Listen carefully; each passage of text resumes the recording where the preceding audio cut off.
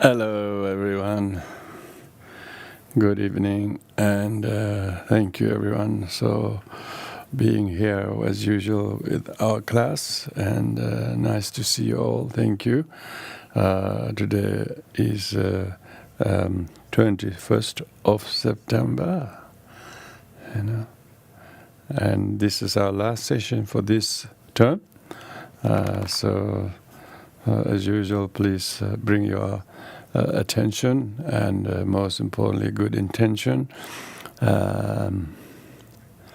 Listening to the Dharma is itself one of the 10 activities of Dharma that makes the teaching alive and promoted and studied and refreshed. So therefore each and every one of your time and effort contributes directly or indirectly to the furtherance of the Dharma. We must think like that. It's really true, If there is a listening of the Dharma, we actually pray that may there be listening, may there be place of listening, may there be teachings. But actually, if we just pray that people listen, but nobody listens, it would call a different thing. So some places are established as a for full-time colleges or shedras and like that, and which they are very fortunate to have such a good merit to have such a dedication from their own side, and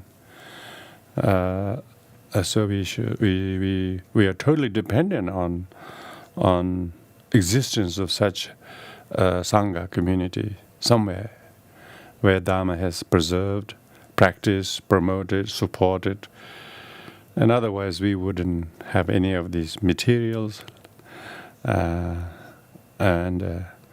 so on. So we are indebted to our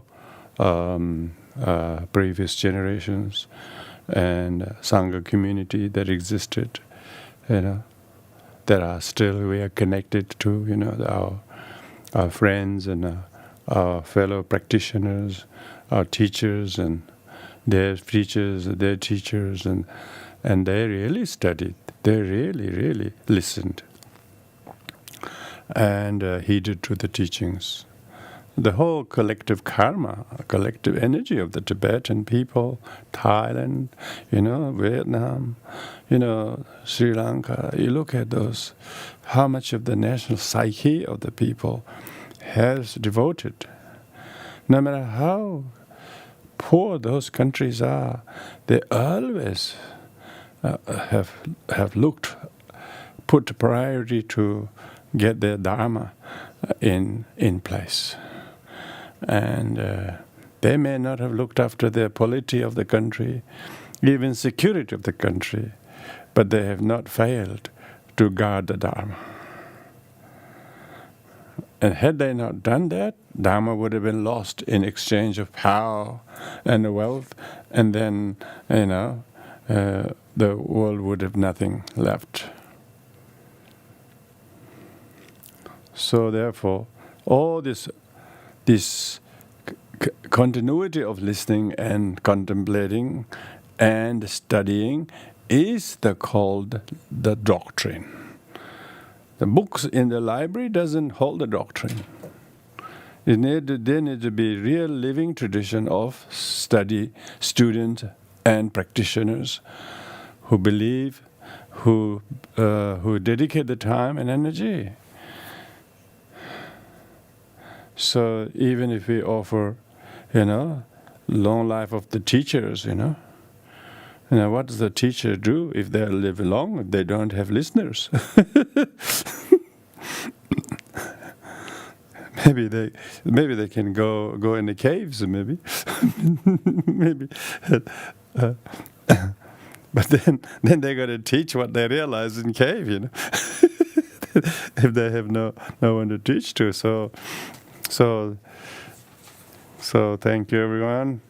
So let's now do the refuge, and which brings us all really together. Dharma holds us together, and the Sangha is that which is bonded by the Dharma, and the Dharma is realization of the Buddha. I mean, this is why the Triple Gem is so interconnected. And we cannot do enough refuge. Really. You cannot just say enough of refuge. If you really think about the teachings we have been listening on this Uttaratantra Shastra, it's just our devotion to the refuge, our deep gratitude to the Dharma is inexpressible. Even the great respect that we have to our teachers is earned because we find how valuable Dharma is. Otherwise, it will be just PR practice, public relations. It's not, because how much the Dharma is a valuable asset, It's the most valuable, priceless. And so when we do refuge, we're not doing just a formality, we're just totally expressing our deepest sense of gratitude. And that's why we do at least 3 times. It would be good if you do many more times. But that is the meditation. We're meditating on the Triple Gem. And then the more we soak in the teachings, the more our ordinary gross aggregate, our ordinary 5 sense organs, our ailing body, are put to good use. It's being fed every day for a reason. Otherwise, no different with the donkeys. They also feed every day. So what a wonderful way to rejoice refuge, Amazing, very profound. Refuge is very profound. The more practitioner grows spiritually, the more they appreciate the basics, the refuge that we have in Dharma. How much safer we are when we remember the Buddha, remember the Dharma, And of course, remember every member of the Sangha. You have to see ups and downs of individual Sangha members, their karma, their life, their difficulties. But still, we know we all need each other's kindness, understanding, support, patience. The Sangha members may not be enlightened, but we need each other. They may not be perfect. If they were all like us, it would be quite boring. We are not also entirely perfect. So it's good to have colorful characters. They teach us so many things. We taught them knowing they are teaching us. So we need Sangha. We need to work with Sangha. We need to rejoice. Even people who are ordinary human beings, ordinary people in the street, they teach us all the time. The Dharma itself, just a theory. The real teaching comes when we apply them with the helpless sentient beings, troubled sentient beings. Then we realize how much we can do differently because we have Dharma with these difficult sentient beings, and then we unfold in a way that we never thought was possible. Refuge in the Dharma isn't just when we're reciting the refuge. It's just how constantly we relate, we believe, and we apply the Dharma and remember the Buddha. This incredible vision to do what he did, not just one or two lifetimes, consistently as a bodhisattva, so many lives. And then only do we have the Buddha activities that we are rejoicingly discussing in this text of Uttaratantra Shastra.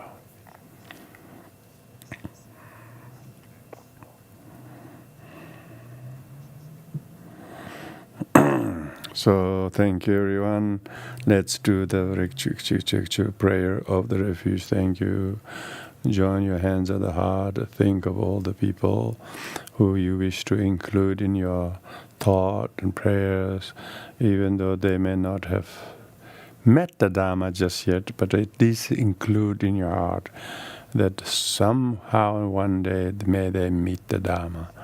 And with this in mind, we include all in the prayer, and we dedicate our common effort like this together, and then send it like the rays of goodwill to all sentient beings. So doing refuge is a very profound meditation when we are really with our prayer, with our intention, and then bring all the feelings and energy and effort. Thank you, everybody. Oyenda Buddha Dhamma Asanga Vajra Vajra Lama Vajra Ajendala Ajara Buddha Vajra and Buddha Dharma Asanga Ajara Vajra Alajama Vajra Ajendala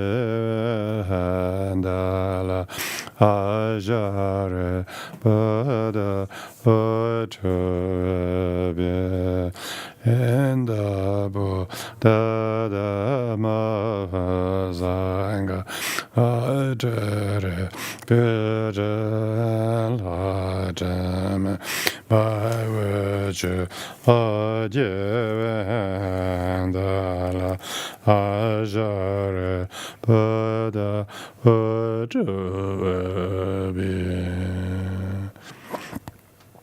happiness, happiness, and the cause of happiness. May they be free from suffering, and the cause of suffering. May they never part from the happiness that no suffering. May they dwell equanimity, free from judgment and aversion to those never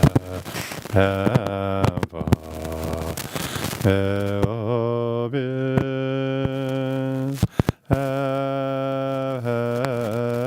happiness, and the cause of happiness. May they be free from suffering, and the cause of suffering. May they never part from the happiness that knows no suffering.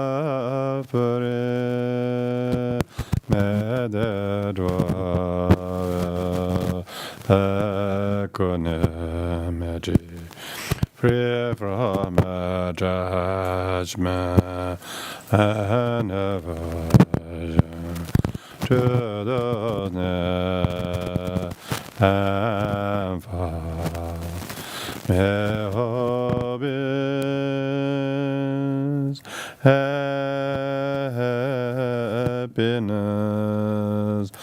and the cause of happiness.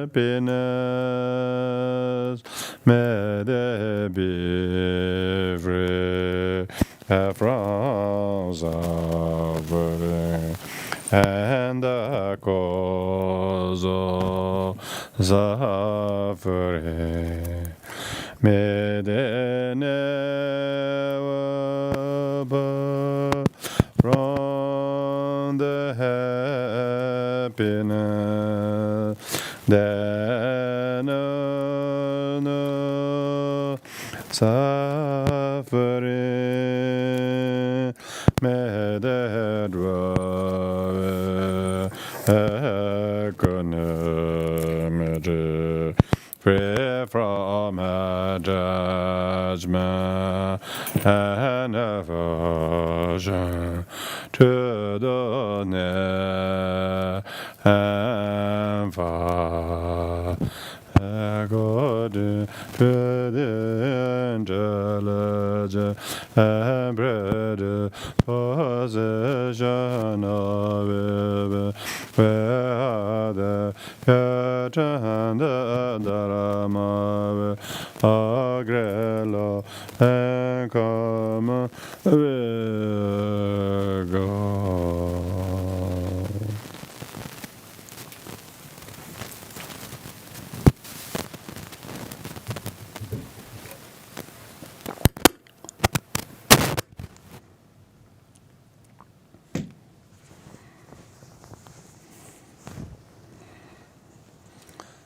Okay, can you hear okay?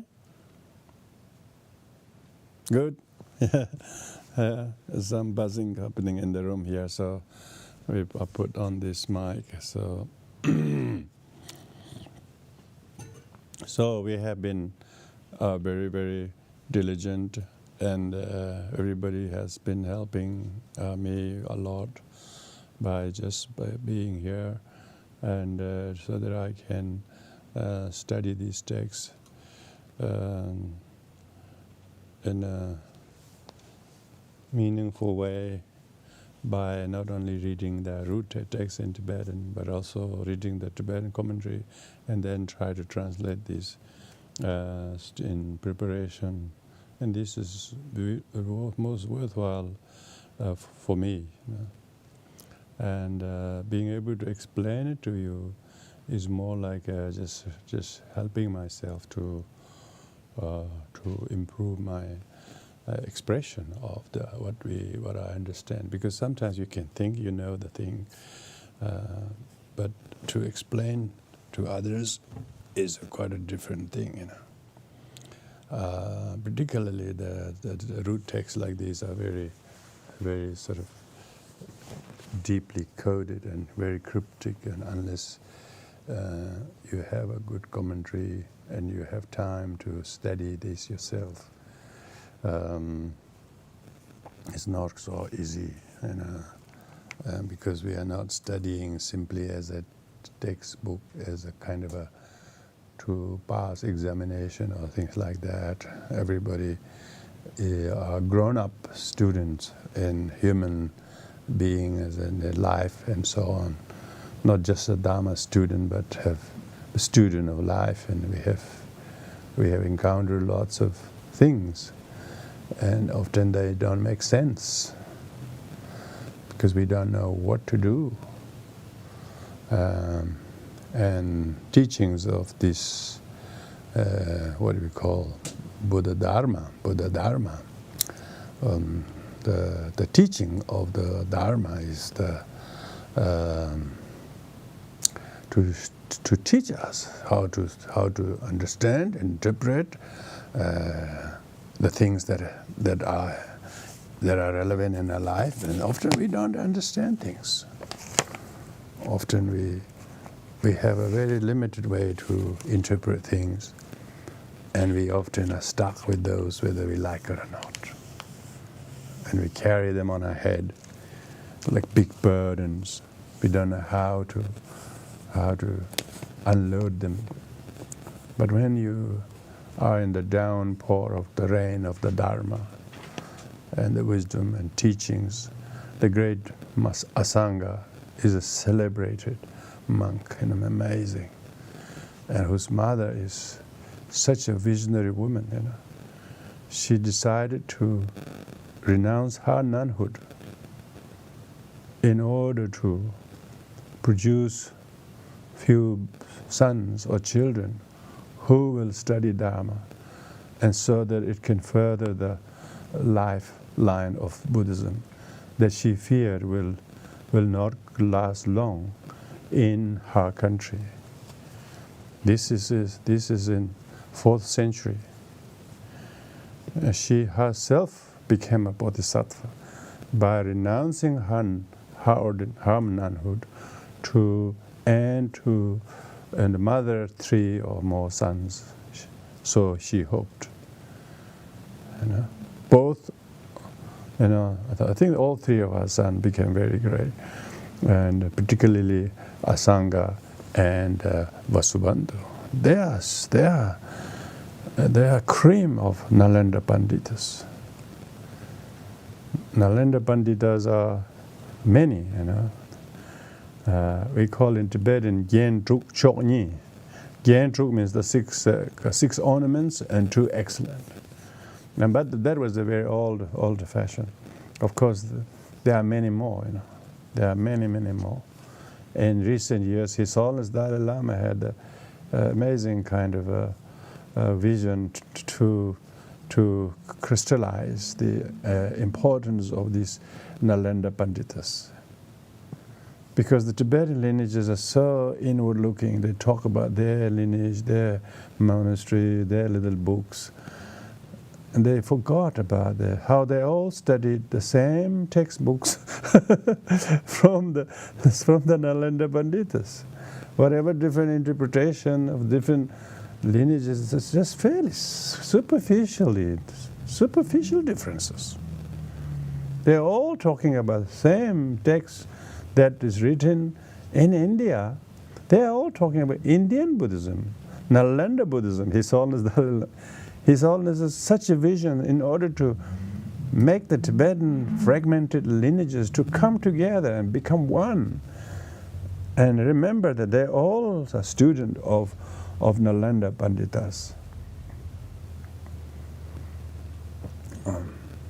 Instead of being isolated in some areas and think us versus them, now realizing how we are all drinking the holy stream of Dharma that only came from one mountain peak called the peak of enlightenment of the Buddha. There is only one source from where this stream of Dharma have come from. And through the Indian thought, Indian teachers, amazing people, Indians. They don't have to be Buddhist. Even non-Buddhist Indian culture and how they preserve their good tradition of the past, the Hindus, the Upanishads. It's amazing, very powerful. Some of the very good examples of non-violence and vegetarianism and peace and humility and mutual respect to other religious traditions, really strong in Indian. They're definitely blessed. We don't call India in Tibetan Arya Desh, the land of the Aryas. We're not just talking about Aryan race here. We're talking about extraordinary race who has an amazing vision how to live and how to not lose the spiritual culture. And so Buddha was brought up in that culture, and then so was Asanga. But Asanga came, 700 or 100 years after Buddha came. That's quite late. If you look at, if we don't have those past great masters, between us and Buddha, 2,566 years. That's a long time. Easily, that knowledge could dry up and get lost. All this time. And that's why Asanga's mother has the amazing vision to sacrifice her personal life to mother these children who she wanted to dedicate for the Dharma. And that's really so many bodhisattvas out there that has given their life to make the Dharma to continue that we have. So our author of this text we should really know such personages and become very, very deeply indebted. They talk about Guru Yoga. In Sanskrit they call parampara. Parampara meaning the succession of lineages, succession of the masters. You cannot honor even His Holiness Dalai Lama as much as he deserves. If he didn't have his teacher, and all these things, you look at those things. And that in Tibetan, the Dalai Lama institution only started in the 17th century, And Asanga came in 4th century. That's 1300-year gap. Now His Holiness Dalai Lama is amazingly asking the monasteries, have murals of these 17 Nalanda Panditas instead of having all this terrifying god and goddesses that frighten the villagers. Recently he go to Ladakh, Ladakh, and all the Ladakhi monasteries, very clever. They always change. They just make sure that all the murals are the 17 Nalanda Panditas. And he's always so happy. At least no one looked like frightening. They all look like they're all historical people that actually gave their life and energy to the cause of the Dharma. So he's definitely, that what happened in Tibet is is a very amazing cause for the furtherance and rejuvenation of Dharma in India, and that much more to spread to other countries. And we need to remember people like, Asanga and their legacy by studying this kind of text. How he has spent a lot of time reading 8 of those Mahayana sutras that he mentioned. These are his sources. He didn't write these as a fiction. he didn't write these as a kind of his own thing. He says very clearly that those 8 sutras, he studied them, he read them. He realized people like us will not have opportunity to even access those sutras, let alone read one by one.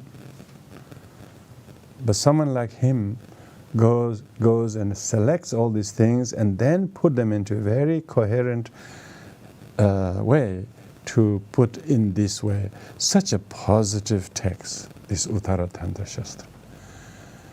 Always talking about the Buddha, the Dharma, the Sangha, the qualities, the activities, and the merits, and these things. Which is why we have refuge in the Triple Gem, because of the incredible preciousness, gemness that the Dharma is.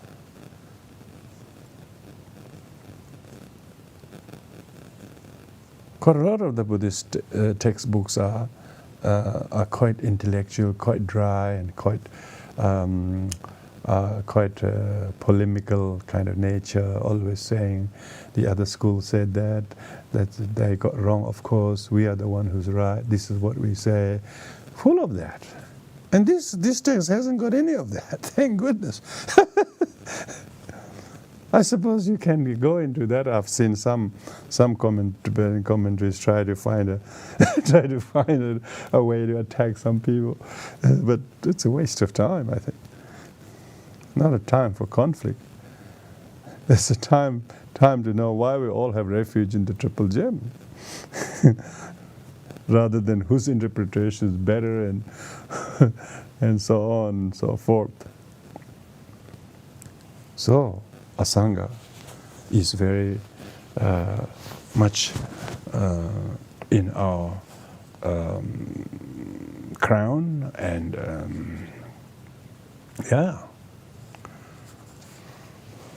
and teachers like Rongten and Kedrupje and Asanga himself all wrote commentaries on this.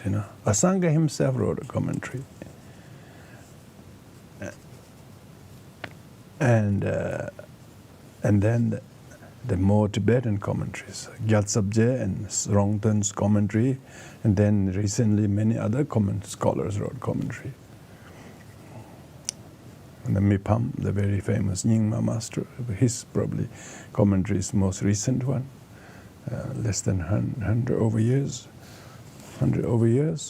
So there's so many commentaries.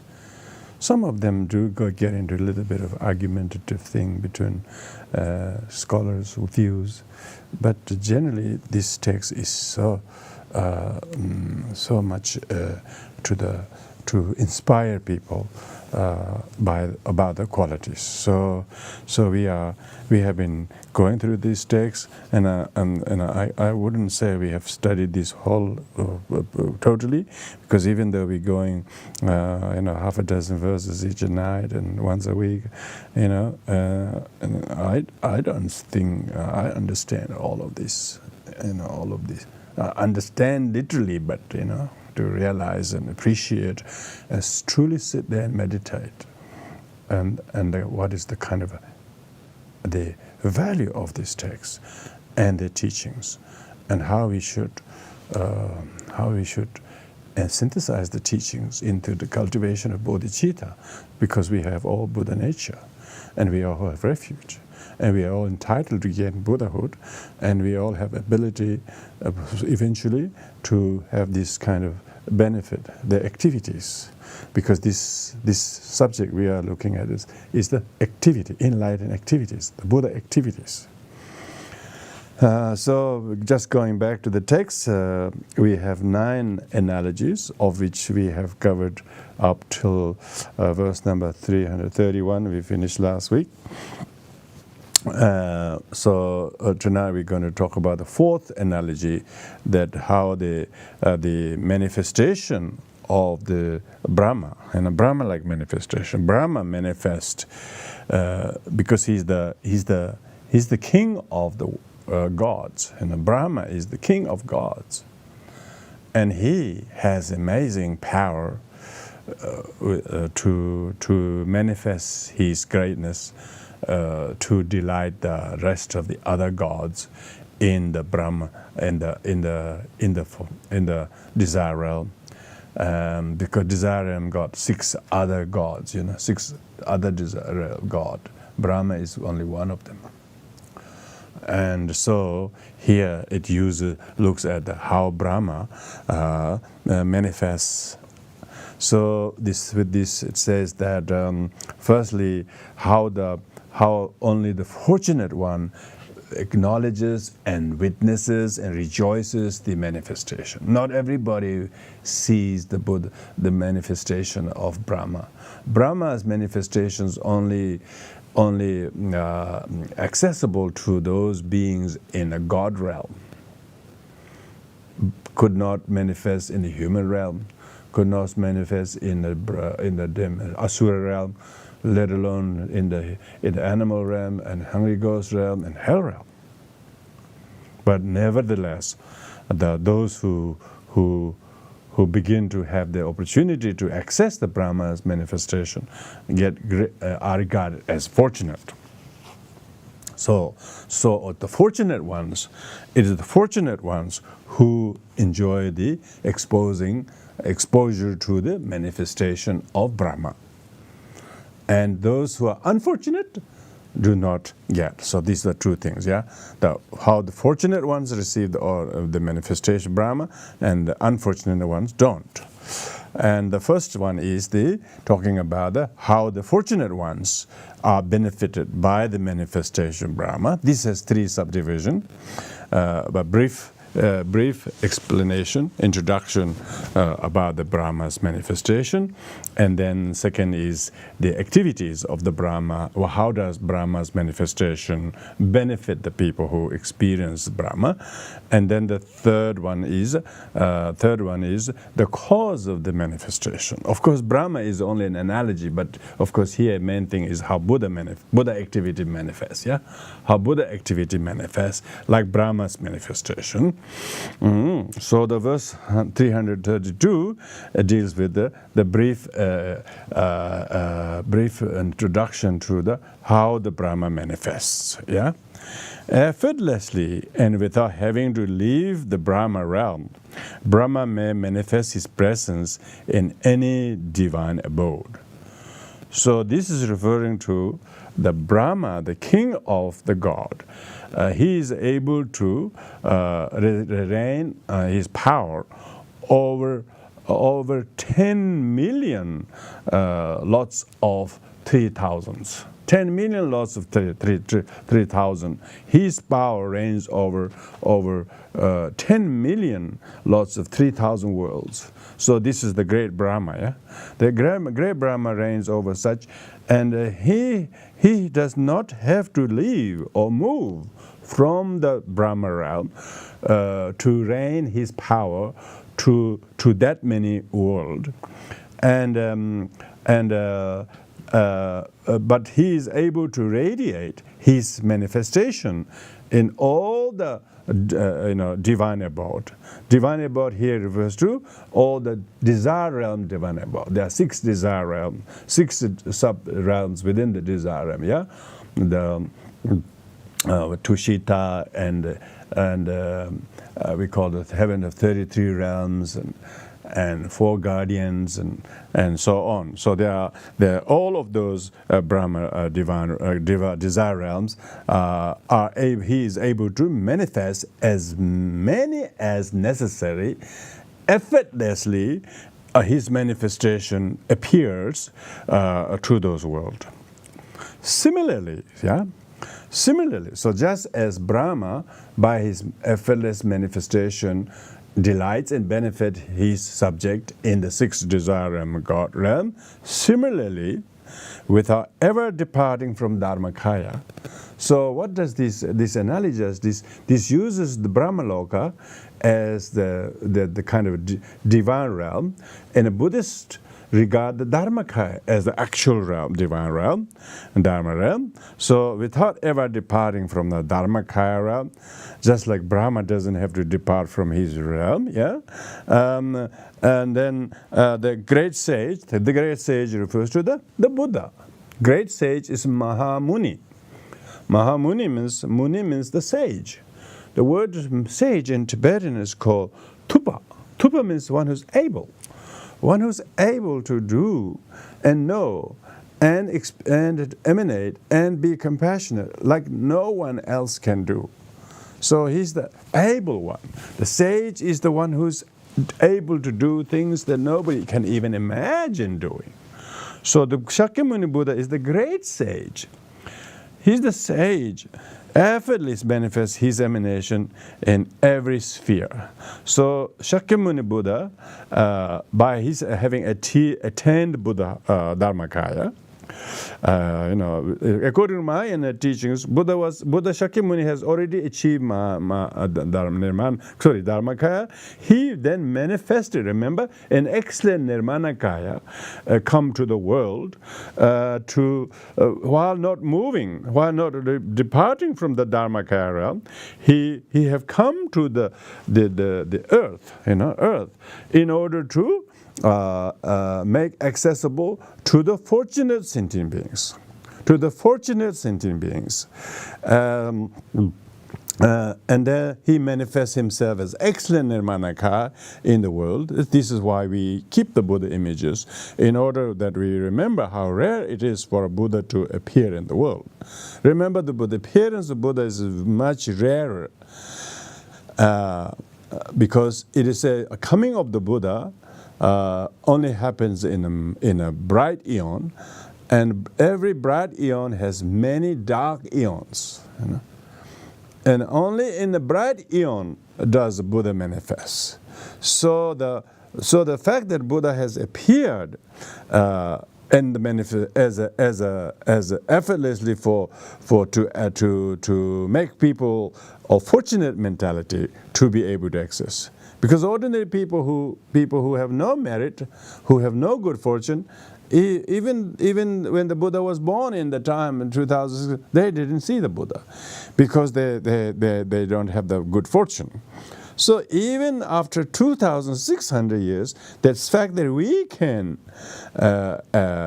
meet the Buddha and hear the Dharma and have faith and believe in this is because we are fortunate. We have created lots of karma to be born as a precious human, have a precious human rebirth.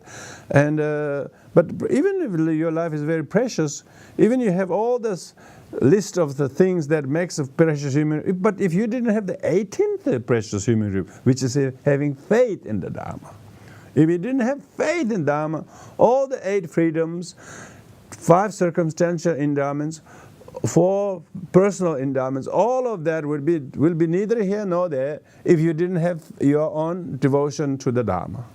Buddha came, teaching was given, there is Sangha,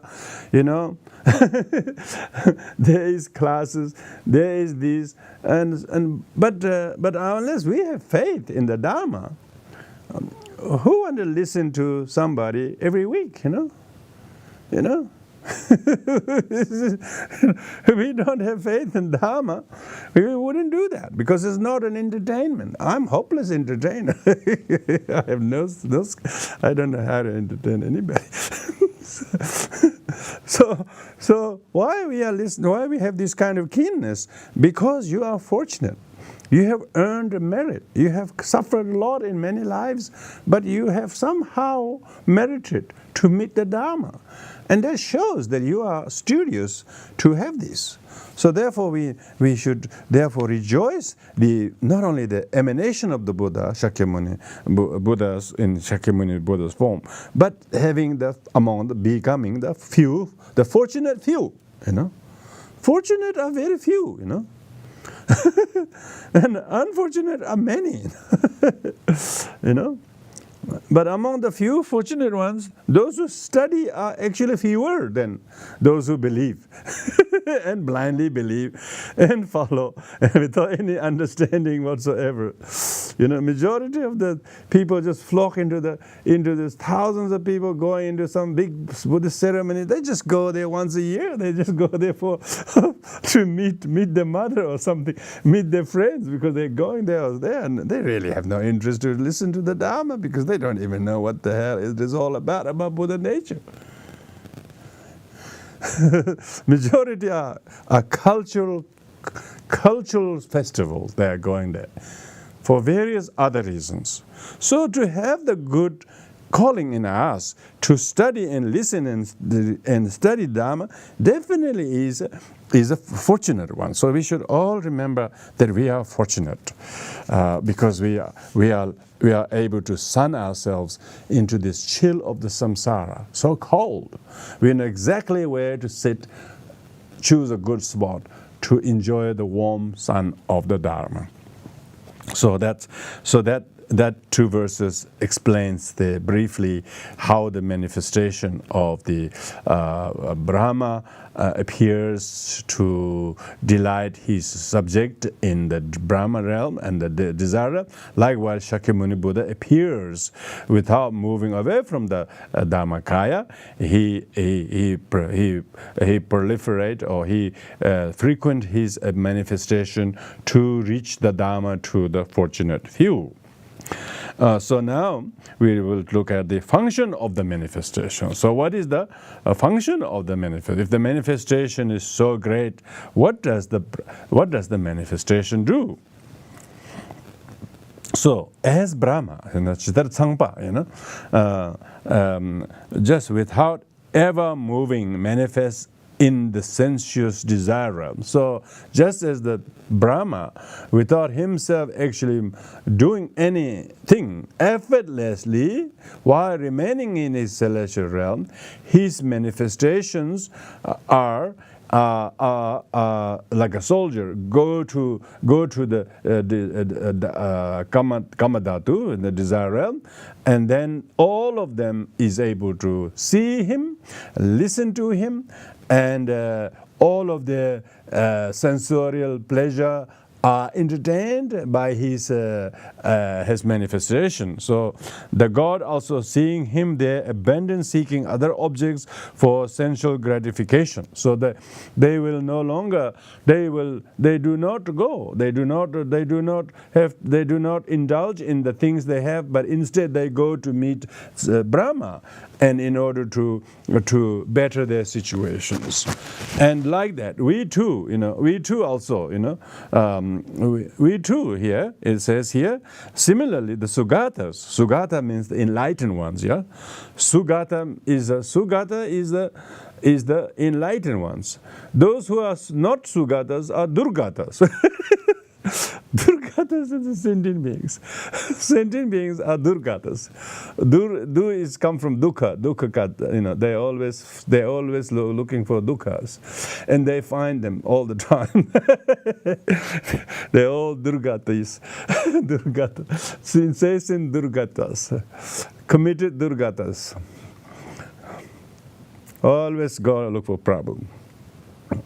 And similarly, the Sugatas, while never moving from Dharmakaya, being seen in every world sphere by those who are worthy, constantly cause to dispel the impurities. So, this is exactly what we're talking about. Otherwise, we have lots of other things, like the Devas are indulging in various things. But as soon as Brahma, they give everything they have, but then go with a lot of reverence to Brahma, and then they become many times more pleased and delighted by the Brahma's manifestation.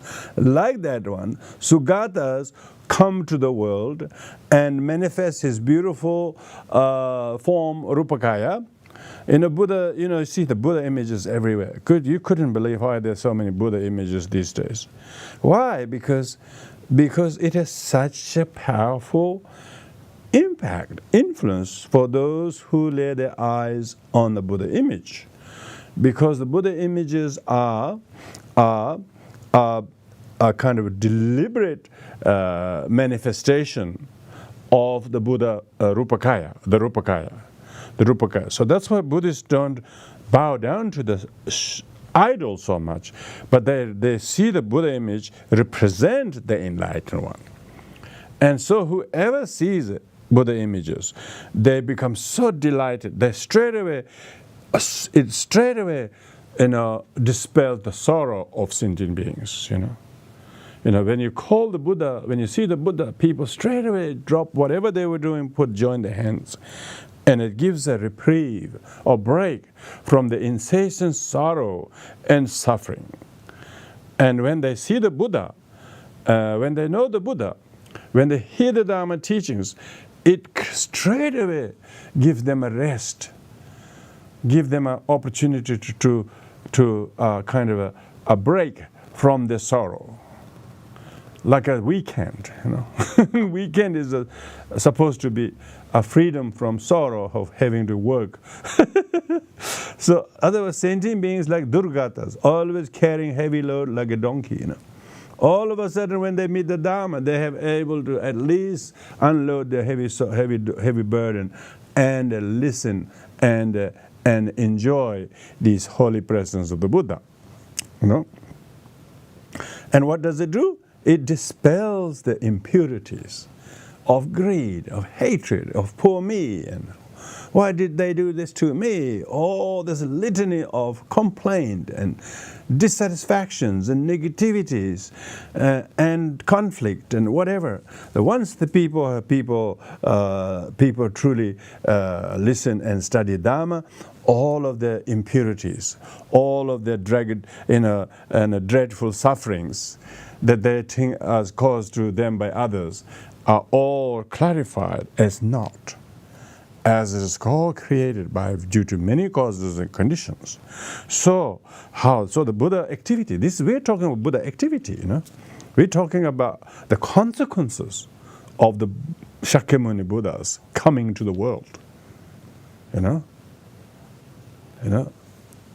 Why did the earth shook 6 ways when Buddha was born? Why was the world become illuminated when he got enlightened?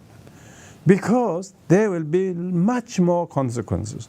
Not just those people who felt the earth shook, that even it's shaking now too. If your ground of suffering hasn't been shaken yet, why you would be studying Dharma? Your ground of suffering has already shaken and shattered and destroyed. All the foul smells of life has been cleansed and purified.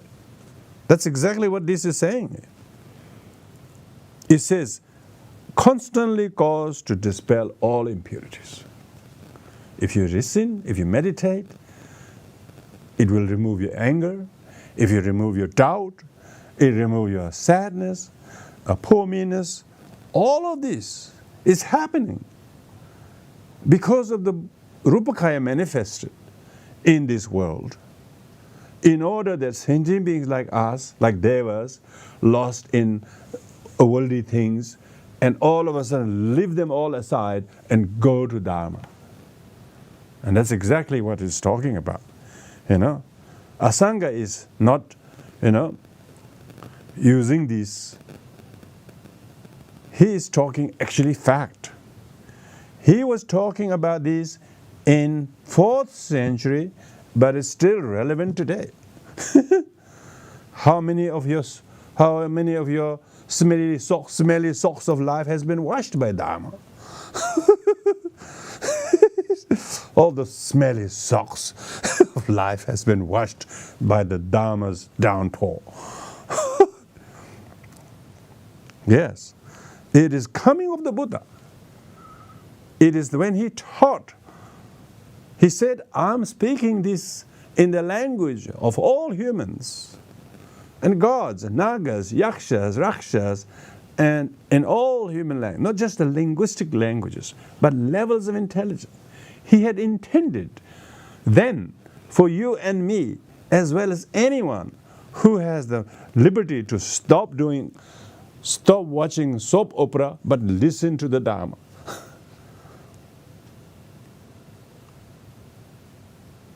He had already included in his vision, effortlessly from his Dharmakaya realm, for the benefit of sentient beings who are or otherwise they have danger of going into the durgata. Yeah, a lot of people's everyday life is durgata. You can tell how miserable they are, how mean they are, how petty they are, how angry they are, how negative they are. They all, it takes no time to become durgatas. They're going into the dreadful wrong ways, where they talk, where they think, where they perceive, where they form their opinions. You can see how quickly they become dirty. But the moment they listen and meditate and remember the Buddha, if they remember the Buddha, it will definitely bring peace and solace. That's why people have Buddha images in their home, and they should always regard them as real Buddha. They shouldn't regard them as some wealth or some thing.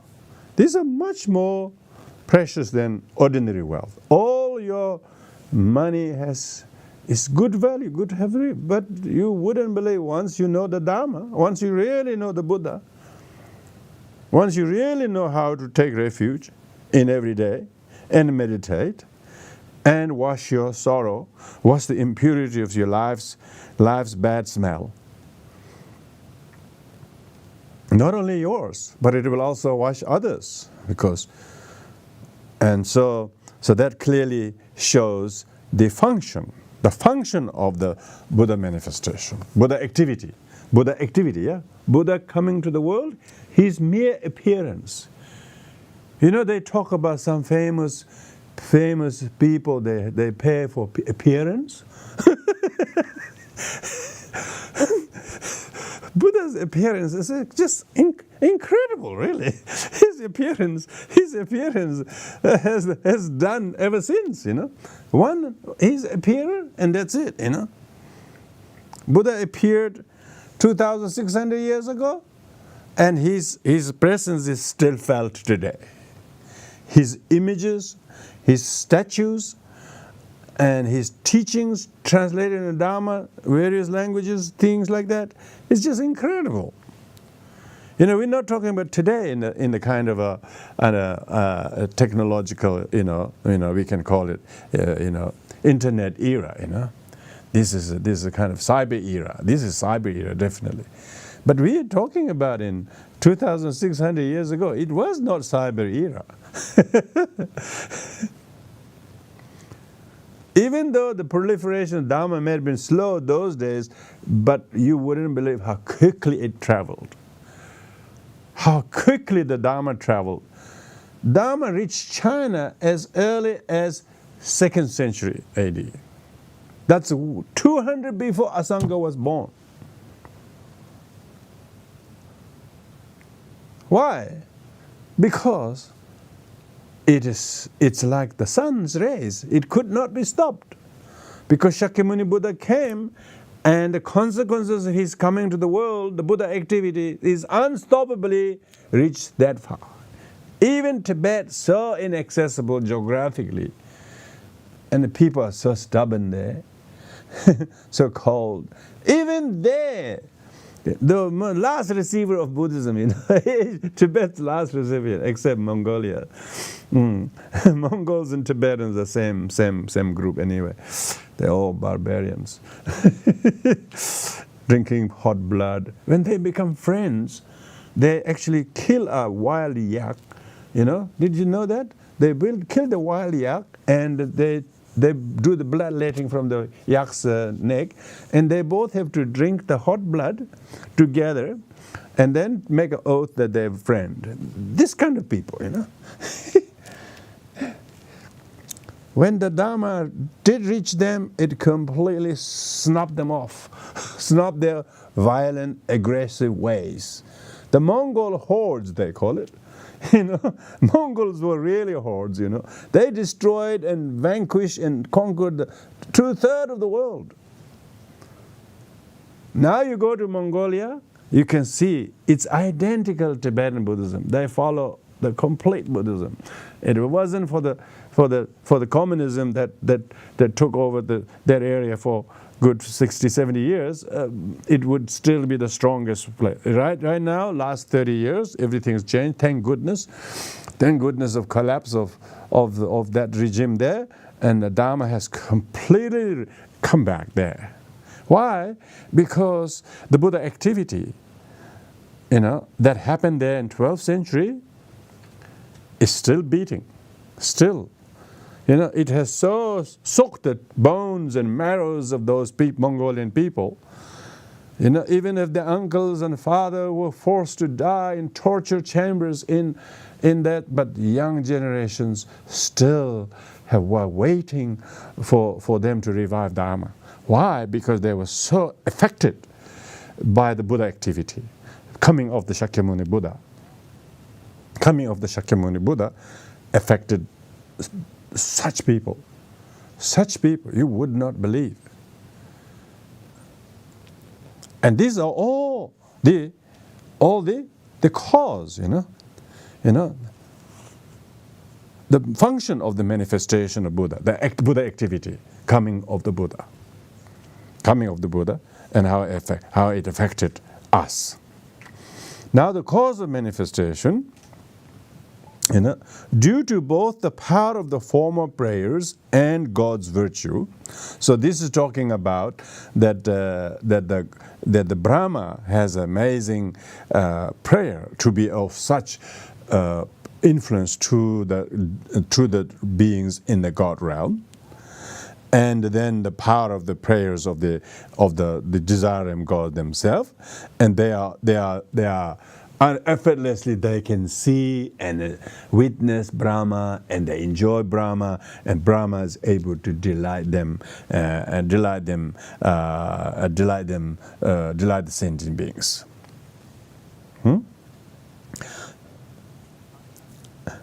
Similarly, the self-arisen Nirmanakaya appears like that. Like that, self-arisen meaning autogeneous. Self-arisen meaning autogeneous. So I don't know whether you understand that or not.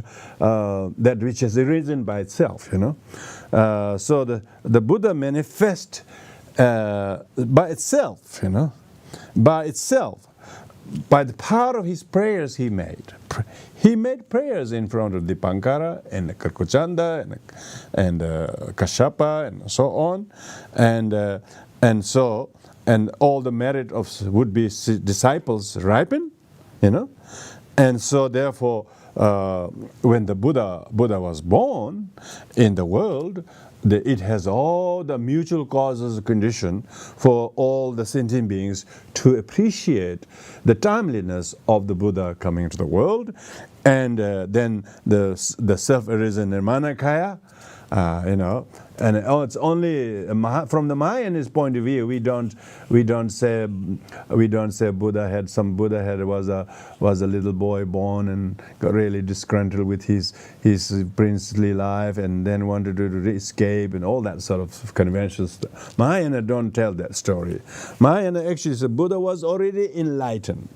He knowingly manifested as a Nirmanakaya, but in order to be relatable to the world, then he sort of married, and he actually ruled the kingdom for a little while, and then he acted as though he was dissatisfied. He's simply to teach the world. Even all of them is to teach the world, So it's not as though he had an amazing calling, unlike any other prince. Most princes don't get any calling on those thrones. They get completely die in misery and sadness and conflict with the family. Some of them get stabbed by each other.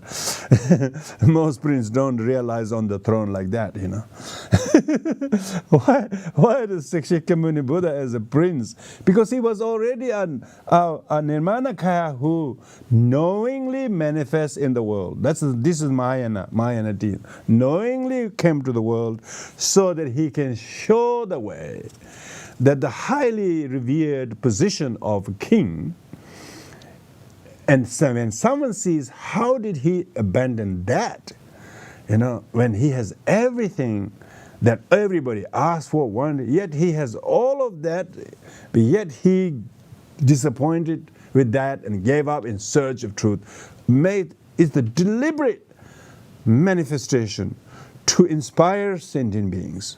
So his appearance in the world is not some kind of a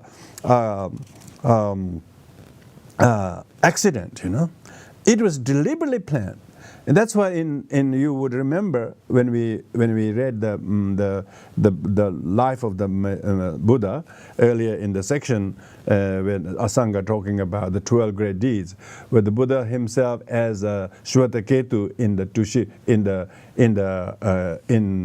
Tushita heaven, he surveyed where he will go, when he will come true, in which family he will reborn, and when, and all of these he made 5 careful investigation to survey the place, the mother, the time, and land, and timing. All of these deliberately chose so as to make that his appearance is to cause and to ripen, to benefit sentient beings. Even the timing of his conception in mother's womb was deliberately timed so that it is not too late for his mother, but not too early for her either. So there are many things. Everything Buddha did was deliberately cause of manifesting, is in order to ripen sentient beings like us. We are automatically included. We were automatically included then, and we were among the fortunate ones. We were fortunate enough to have made prayers. We have, prayers. Even we were born in Europe or down under or wherever you are. Amazing what the Dharma could. People in the past century, there were many who didn't meet Dharma. Why do we meet? Why do we meet that? This is not accident. This is because we too have created karma. We also have prayer. We have made prayers. We are worthy to meet the Dharma. So therefore, we must take credit, give credit to our parents, give credit to our and the various individuals, however difficult our life has been, but all the sorrows and difficulties, all the setbacks has brought many people to Dharma. So therefore we should see how we chose to look and find Dharma and realize that that's exactly what you have been looking for. If you have this realization, I'm sure you have, you need to acknowledge that.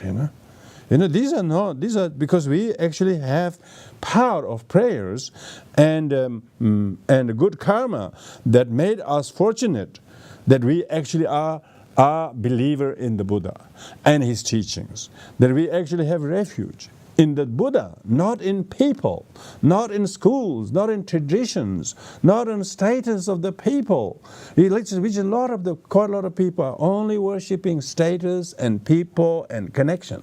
They actually have no clue of the quality of Buddha. So that having refuge in the Buddha is incredible depth of merit and realization. So that's why it is saying that those people who have fortune, they actually have cause to meet with the Buddha activity.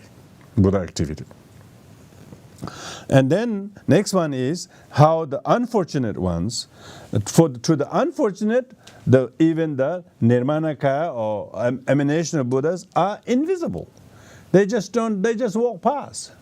They don't go in search of Dharma. They deliberately want to avoid Dharma. Some people actually hate Dharma. Have you seen that?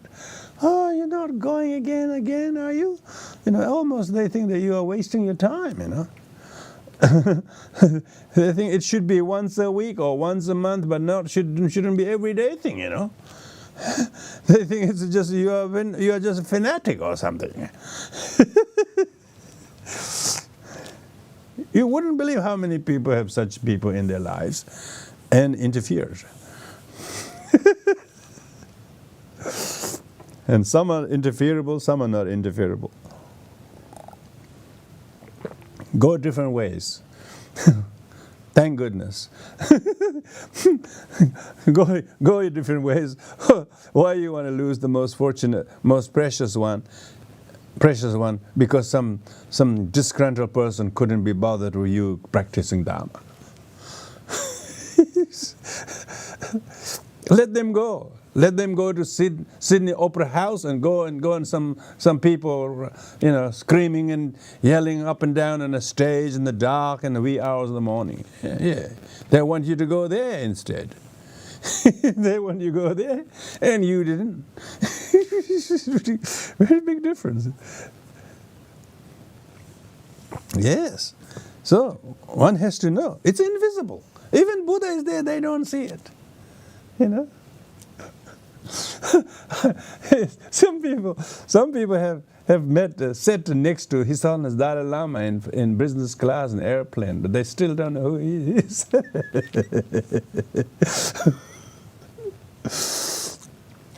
Others, they just see just humble Buddhist monk sitting on the plane. They deliberately come to see him. They say hello to him, and they know this is a Buddha's disciple, and they really rejoicingly come and greet him. Not because the person himself maybe is still in a suffering and so on, but still they believe that this is a blessed boy who has ordination in the Vinaya, and they are coming to pay respect. Why? Because to them he's visible. He's visible. Because they themselves are fortunate to actually see who they are. So the sanghas are so few. Sanghas are few and so rare, and of course, and most people wouldn't even see those who are there. They almost wanted to cancel you out.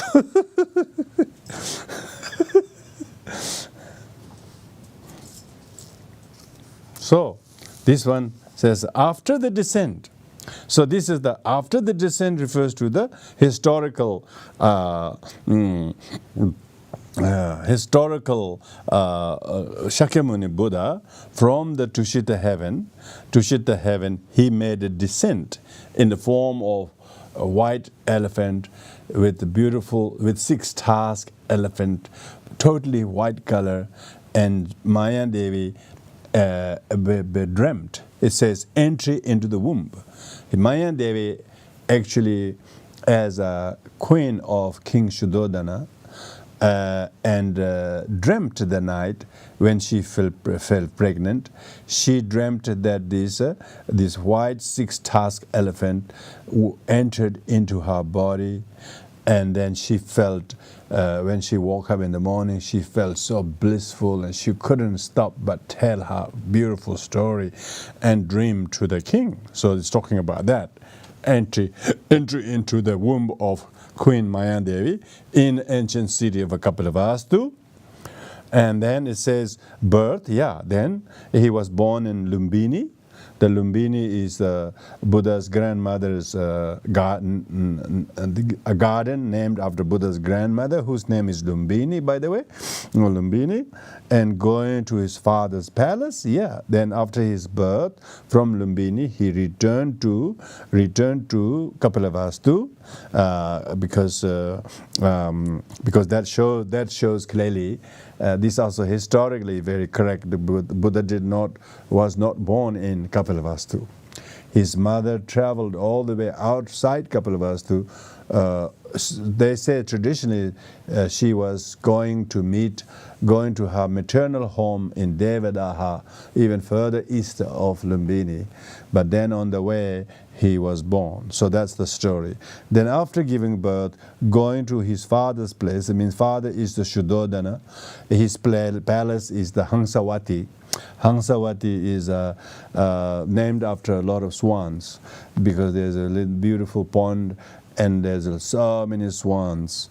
Hangsawati meaning the palace of swans, father's palace.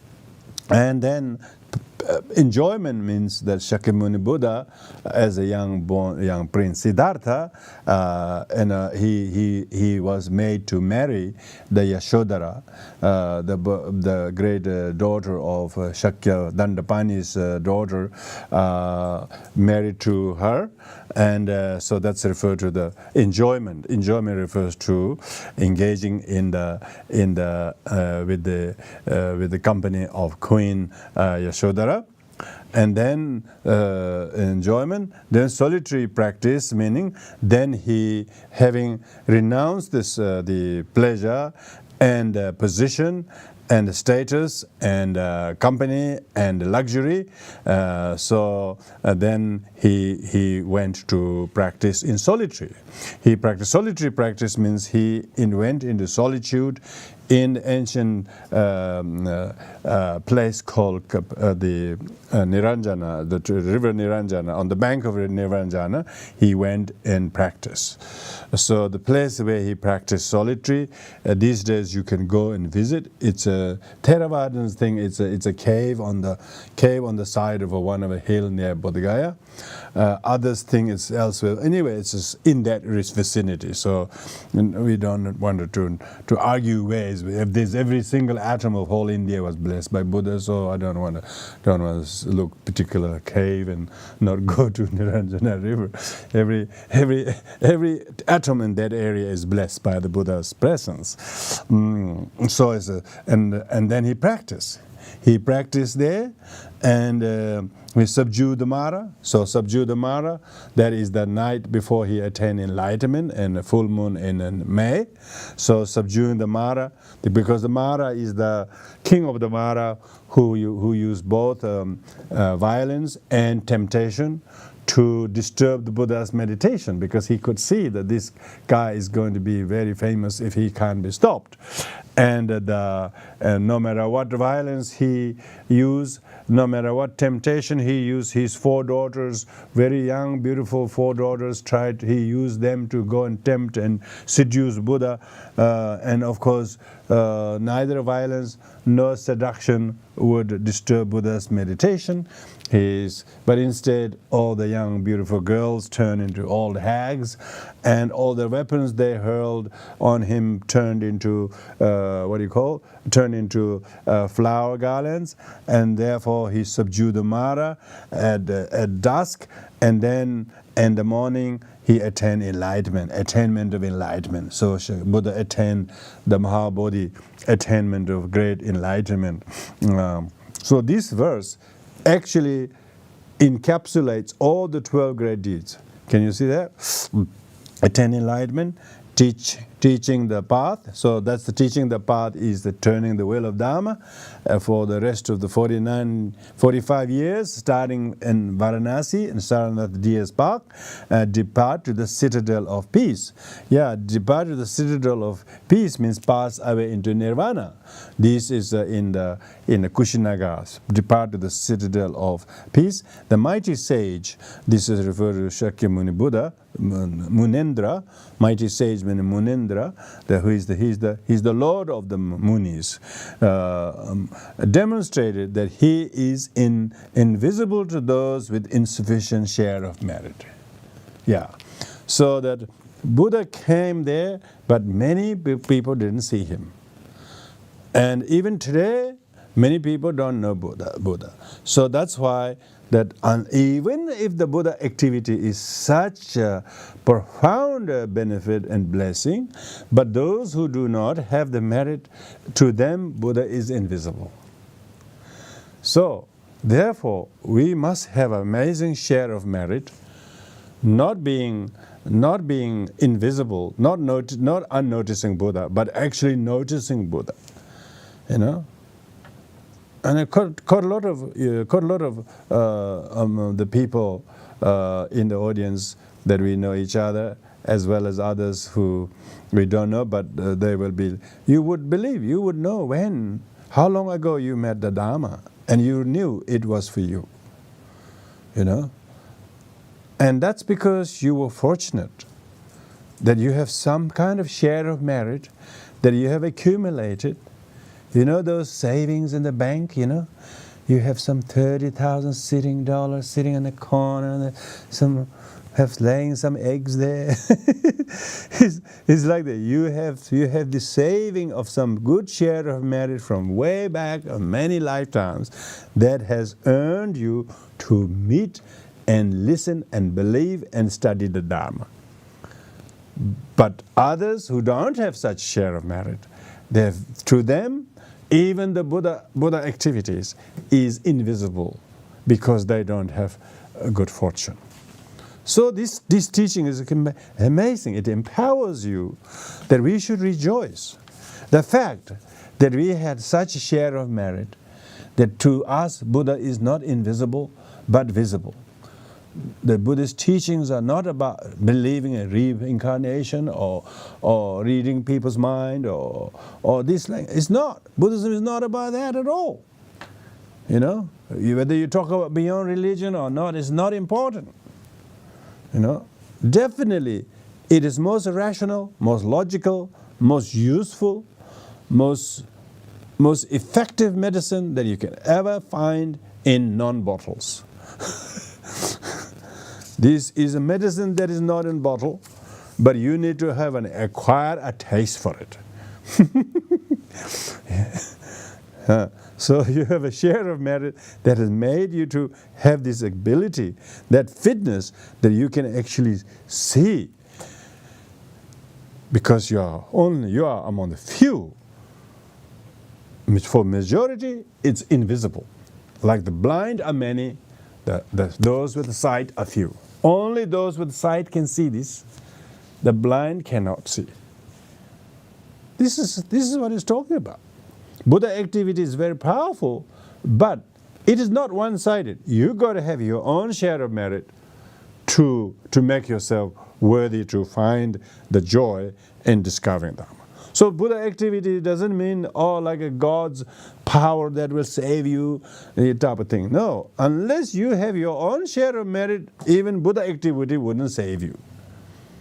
So your your faith in the Buddha is also interdependent part of the Buddha activity. Buddha activity is not something that has power to help everyone in one go, unless sentient beings themselves. Like the rain falls, but those people who have plowed their backyard and planted the vegetables a few weeks ago, and for them in 3 months' time there will be a lot of crops of vegetables. But the lazy bunch who didn't do anything to the half-acre land is sitting there collecting weeds. You know, that's what it's talking about. You know, the rainfall fell in the whole town, but those who have really took the liberty to cultivate the soil and sow the seed and put the fence, and then the rain came, in few months' time they have this harvest of amazing tomatoes, cabbage, pumpkins. You know, except meat, they grow everything. You know, whereas the others who didn't do anything, their backyard looked barren, nothing, just collecting weeds. So, therefore, we have good reason to rejoice the merit that we have earned to recognize the preciousness of Dharma, preciousness of the Buddha, preciousness of these teachings. And this is why the vision like that of Asanga is telling us that we have a fair share of merit that has warranted us to be affected by the incredible Buddha activities.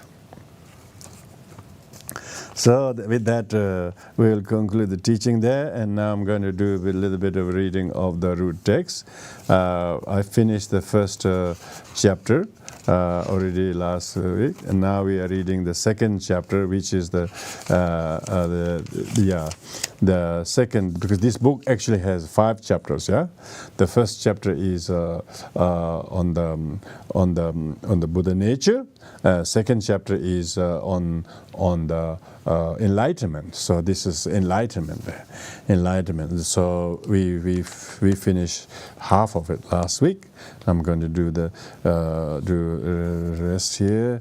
Namo yala gedan ludan nujenge tugum dada me genan da ro gunji danan jin tamje gedo da ge chden do zubere dan jaba me de zo me je da me je zama me je zon de me ge waran jin da be de me jama banjero do ma da me je na me ni me zum da je me no do me je ran je kan ya do nyabra ja be nan jo ba ya do ja me gan ge je ma len de ba sa me nya me yan de nam dan ke jin je ba je me yin de ne ba ja je be nye wa nam ba bo na zo dan je zen ga go do nam do don do la zo ze ba yi jin de ja de na zo ngo ja de ran jin de ji de de na ji de je wa la la jo ba ra de men da long da de me ja long don ju zo ga yin de ya de ne da ne de nam ge kan zo zo je kan je no ran je nam je dam je sang jin ye je kan je ba cho de nyang yin de za me da jong so so da je ba de ya sa dan je wa dan ye chen bo yin de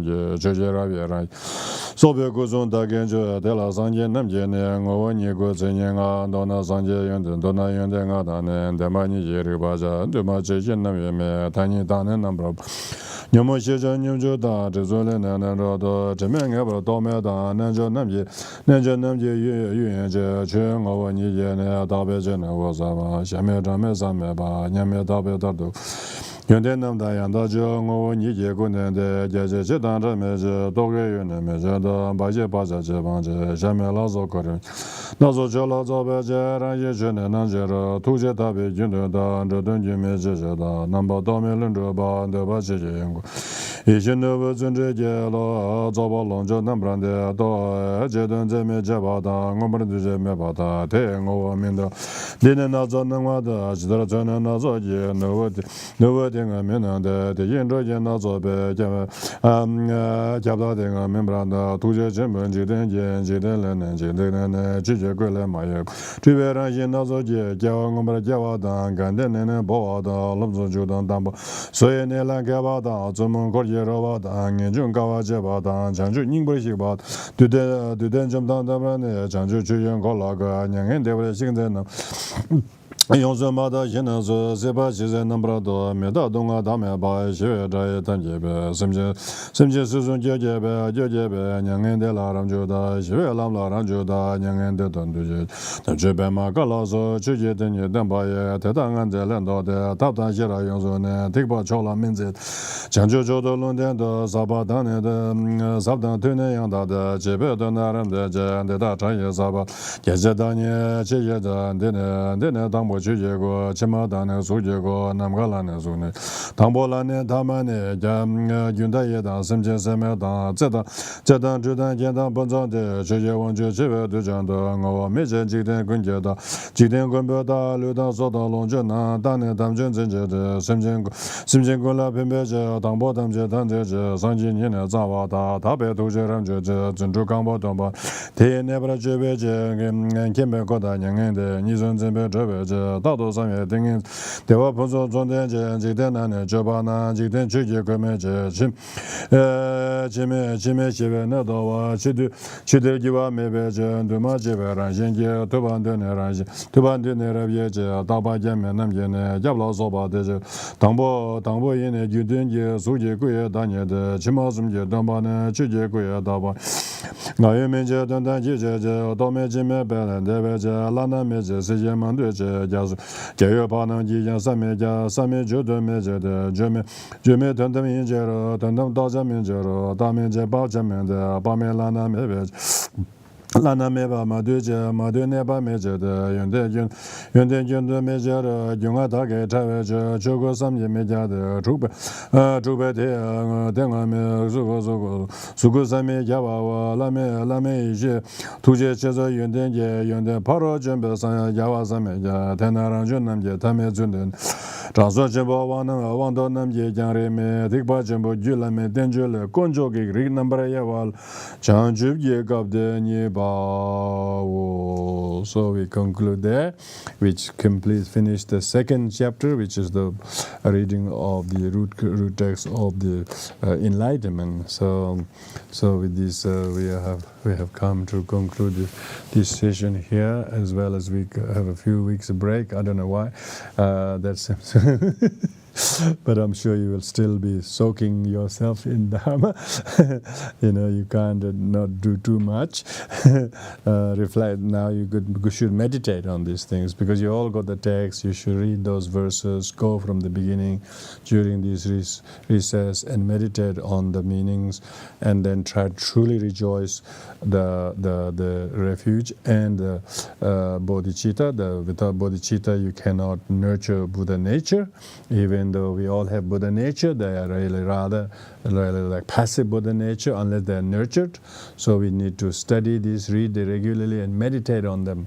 Now when you have heard, when you taught, then the third is meditate on them. Then we have to meditate on them in order to deepen our realization and conviction in the teachings that we have heard. So with this in mind, if you have any questions or comments, we have a few more minutes before we conclude.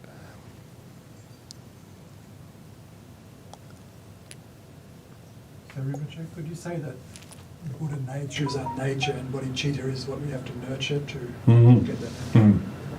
Yeah, Buddha nature is the nature, like the earth has the nature that it can grow, but we need to plow the soil, and we need to remove the pebbles and so forth, and make it very soft ground, and then we can make the earth grow. We all have a lot of ground, but we are leaving them unplowed, barren, and so instead we should therefore go and plow listen to the teachings of Buddha nature and bodhicitta, and cultivate bodhicitta, and think of what is bodhicitta, what constitutes bodhicitta, what is relative bodhicitta, what is engaging bodhicitta, and not the practices and just sitting on the cushion, but how can I respond to this person's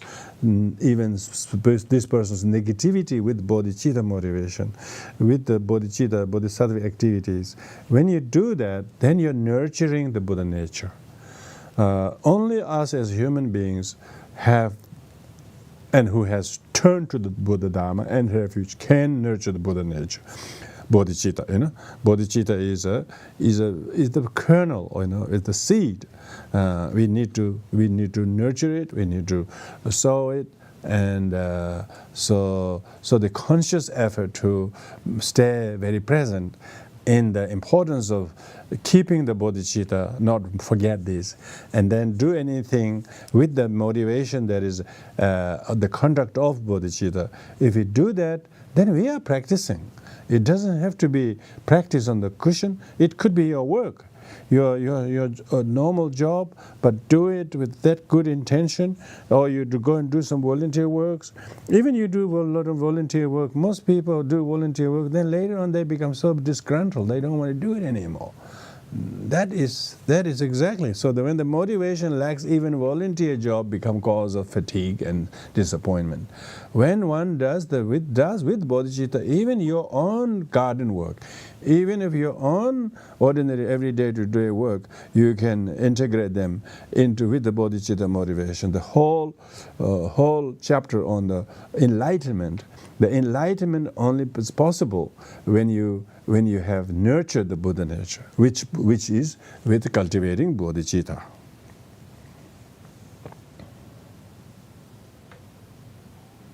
Yeah? I've got a question. You probably discussed this before, but I can't remember. Right at the very beginning, you said listening to Dharma was one of the 10 Dharma activities. So I was just wondering if you could briefly mention the other 9. Presumably one of them is meditating and yeah. Yeah. I can't remember all of them, but we actually have a little. I'll quickly bring. We have we have a little. When His Holiness Sakya Trinzen came here in 2019, he gave an empowerment on the 10 Dharma activities, and we made a small poster, so it's here. Jamyala was quick enough to bring the 10 Dharma activities, 10 Dharma activities, but 10 Dharma activities. So they consist of all the Buddhas and Bodhisattvas dwelling in the 10 direction. Please take heed of me. Please bless the entire Sangha, so that the practice of 10 Dharma activities may not degenerate, but instead increase. So this is a prayer that comes from Grintara Puja. Grintara Puja says, may people's practice of the 10 Dharma activities not degenerate. And what they are? First is writing the Dharma. Writing and taking notes of Dharma. I know lots of you take Dharma notes, really good notes, and that is the Dharma activity. You wouldn't believe how good note takers there are, people, because people are taught, they take notes how to kill buffalo, but now you can take notes how to study Dharma. First is writing. Second is making offerings to the Triple Gem.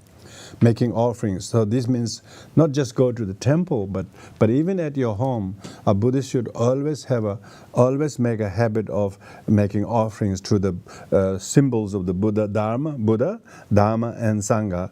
And then third is presenting gifts to others, giving gifts to people, giving something to people. Very generosity to every day.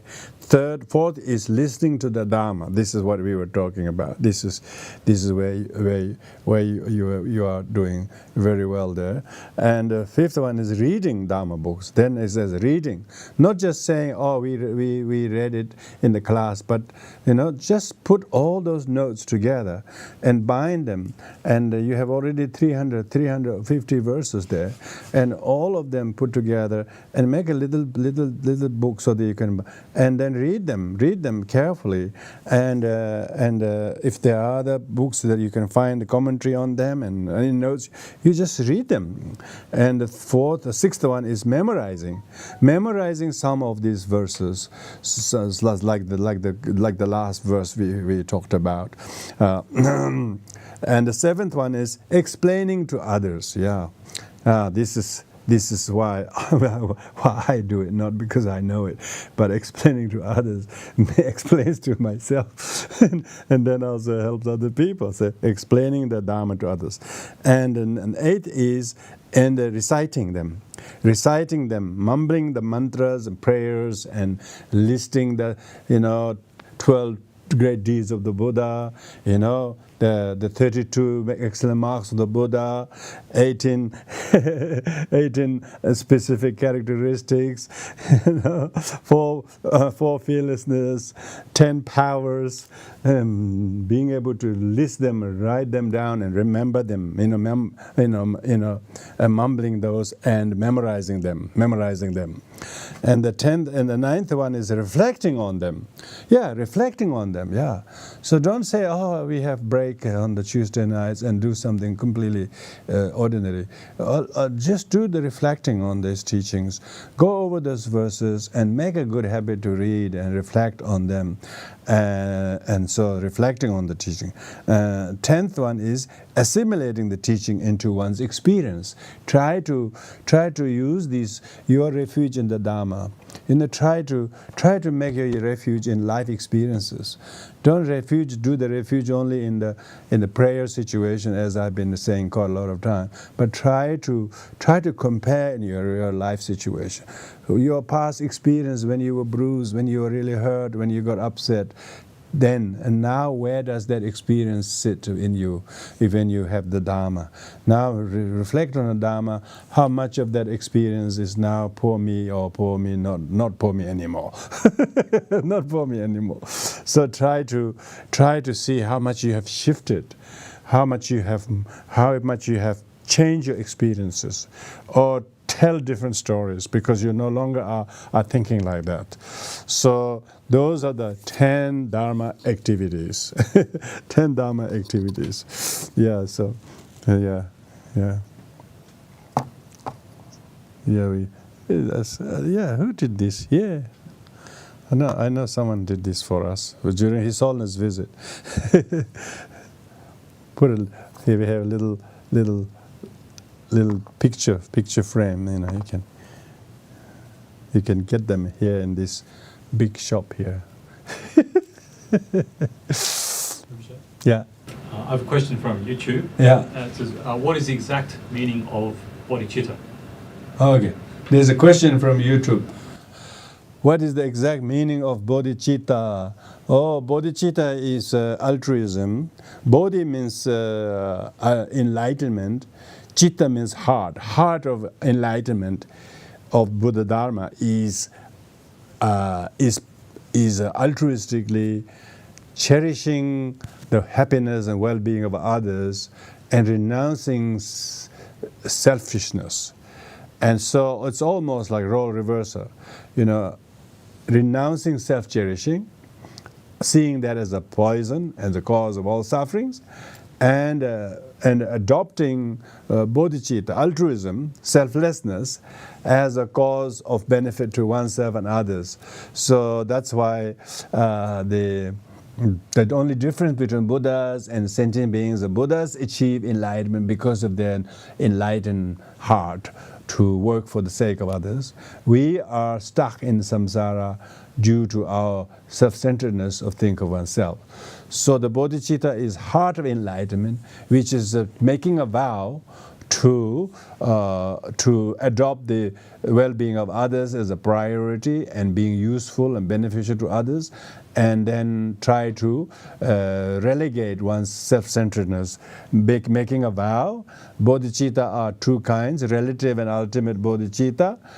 First one is relative bodhicitta, is making a wish and prayer and promise to think of others and their well-being, so that one try to practice even small, like 10 activities Dharma, like listening to the Dharma. We say at the very beginning, that I take refuge in the Buddha, Dharma, Asanga. By the merit of listening to these teachings, may it aid to sentient beings. So even listening to the Dharma, I'm doing this altruistically for the benefit of others. So that is the wishing bodhicitta.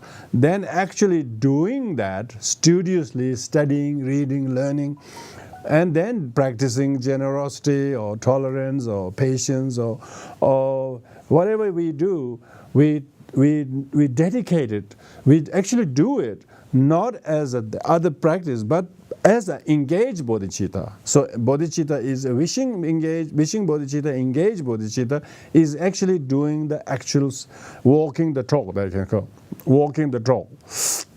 And then ultimate bodhicitta is where each time you do something altruistically, not just a wish, but also through your action and deeds and so on, as soon as you do that, you meditate on the small effort that you made and did the virtuous action. But this too came not out of my own selflessness, but through having sentient beings, having the Lord sentient beings for whose sake I can do this. So therefore not get attached to one's doing or oneself, or even attached to who you're doing for, but seeing all of those three as interdependently originated, and then dedicate that for the benefit of other beings, and then not attached to them, and then meditate on the emptiness of self who did this. And that is ultimate bodhicitta. So this is a very important feature in the teachings, in the teaching of Mahayana Buddhist teachings, particularly Shantideva's Bodhisattva's way of life. If you're very interested in what is bodhicitta, you should learn to read the book called Bodhisattva's Way of Life. And if you can't read the book, or if you want to listen teachings, you can find many teachings on Bodhisattva's Way of Life on YouTube by His Holiness Dalai Lama, and many, many wonderful teachings. So you should become very, very interested to study the Bodhisattva's way of life. Because if you have bodhicitta, you then should adopt the 6 paramitas, 6 perfections as a way of life. And that is what we call Bodhisattva's way of life. Shantideva's 10-chapter Bodhisattva's way of life. Each of them devote one chapter on each of the 10 paramitas. Even the last verse we say at the end of the teaching, may the excellent bodhicitta take birth where it had not done so, where it has been born, may it increase freely without degeneration. This succinct verse capture all the 10 chapters.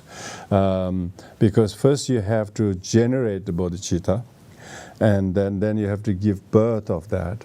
Then you have to make sure that you have to grasp it, you have to hold it, and you do not let it degenerate by practicing the 10 paramitas. And so you can see that one verse actually is a succinct prayer to practice all the 10 paramitas.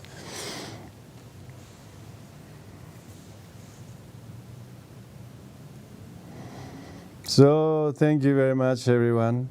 We're going to conclude here with the dedication of marriage. Thank you, everyone.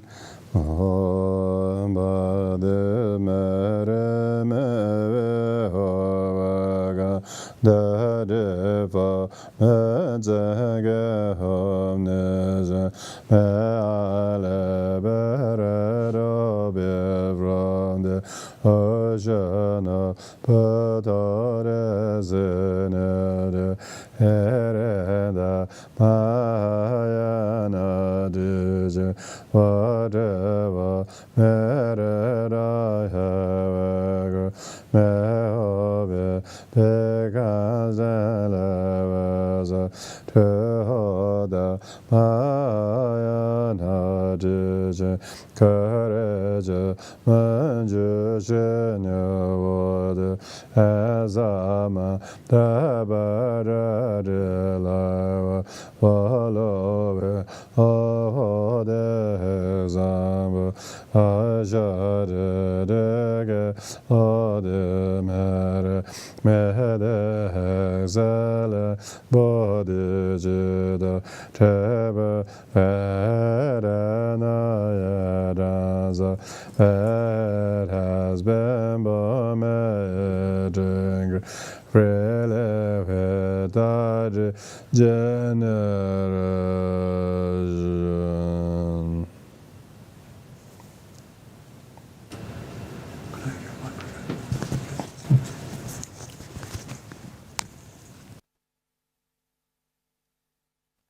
Thank you, Rinpoche, on behalf of all your students here in person and online for yet another term of wonderful Dharma teachings.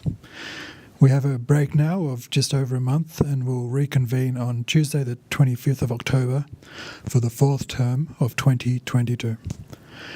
Thank you as usual to our technical team, committee, other upcoming events, which includes our annual 10-day Karma Binding Retreat starting this Friday, which you can attend via Zoom and I imagine just for a few days to fit in with your available schedule.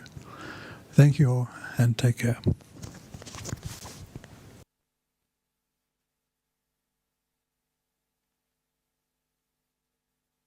Thank you.